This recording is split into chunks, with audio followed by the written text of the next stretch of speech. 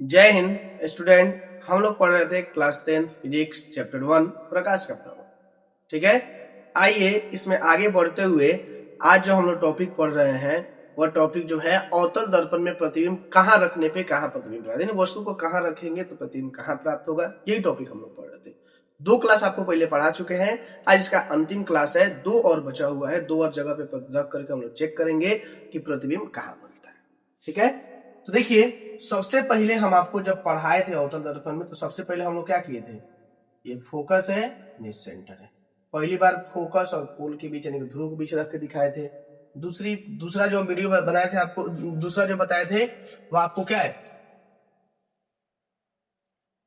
दूसरा जो बनाए थे वो आपको फोकस पर रख के दिखाए। फोकस पर रख के बनाएंगे तब कहां प्रतिबिंब। तीसरा सेंटर और फोकस के बीच रख के बताए थे। चौथा आपको सेंटर पर रख, यानी इस बार अब कहां रखेंगे, अनंत और सेंटर के बीच। ठीक है, अनंत उसको कहते हैं जिसका कोई अंत नहीं होता, यानी कहीं से भी हो सकता है। ठीक है, तो आइए इसमें जो 5वां नंबर है, वस्तु को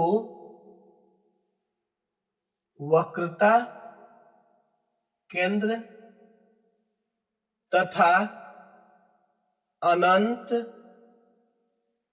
के बीच रखने,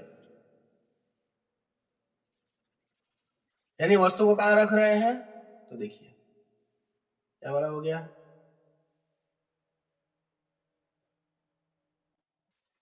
ये हो गया आपका पोल यानी कि ध्रुव, ये हो गया फोकस, ये हो गया सेंटर और ये हो गया आपका अनंत।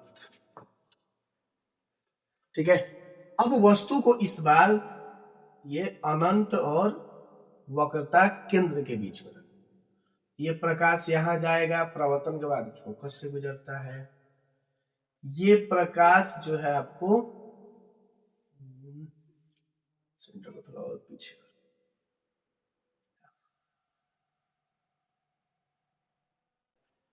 ये प्रकाश यहां जाएगा, परावर्तन के बाद सेंटर को थोड़ा पीछे रहता है। स्केल से आप कीजिएगा ना, स्केल से बिल्कुल परफेक्ट बनेगा। ये हम नाप ही नहीं पा रहे हैं, दिक्कत यही हो जा रहा है। यहां से जो ये प्रकाश जाएगा, फिर जहां से गया टकरा करके उसी पथ पे निकल जाएगा, यानी प्रकाश क्या है आपको इसी पथ पे वापस आ गया तो प्रतिबिंब हमारा यहां। ठीक है, यानी याद कीजिए जब सेंटर और फोकस के बीच में हम वस्तु रखे थे तो प्रतिबिंब क्या है, सेंटर और अनंत के बीच में प्राप्त हो रहा था। इस बार जब अनंत और सेंटर के बीच में रखे तो प्रतिबिंब क्या है, फोकस और सेंटर के बीच में प्राप्त हो रहा है। यानी बात वही है, प्रतिबिंब यहां रखिएगा तो यहां मिलेगा, यहां रखिएगा तो यहां मिलेगा। ठीक है, यानी ये हमारे से ये प्रकाश आया है, ये परावर्तन के बाद। ठीक है, तो अब देखिए प्रतिबिंब कैसा होगा, तो सबसे पहले प्रतिबिंब बन का रहा है, यहां लिखेंगे प्रतिबिंब अनंत तथा वक्रता केंद्र के बीच बनेगा। कहां बन रहा है, अनंत और वक्रता केंद्र। अब देखिए प्रतिबिंब कैसा दिख रहा है आपको, उल्टा दिख रहा है तो प्रतिबिंब कैसा है, उल्टा है। उल्टा है तो प्रतिबिंब कैसा बनेगा, वास्तविक बनेगा। यहां पे लिख दिए वास्तविक प्रतिबिंब। और जब वास्तविक प्रतिबिंब बन रहा है, उल्टा बन रहा है, तो अब देखिए अब वस्तु का साइज बड़ा है, प्रतिबिंब का साइज छोटा है, यानी यहां लिखेंगे वस्तु प्रति प्रतिबिंब जो है, प्रतिबिंब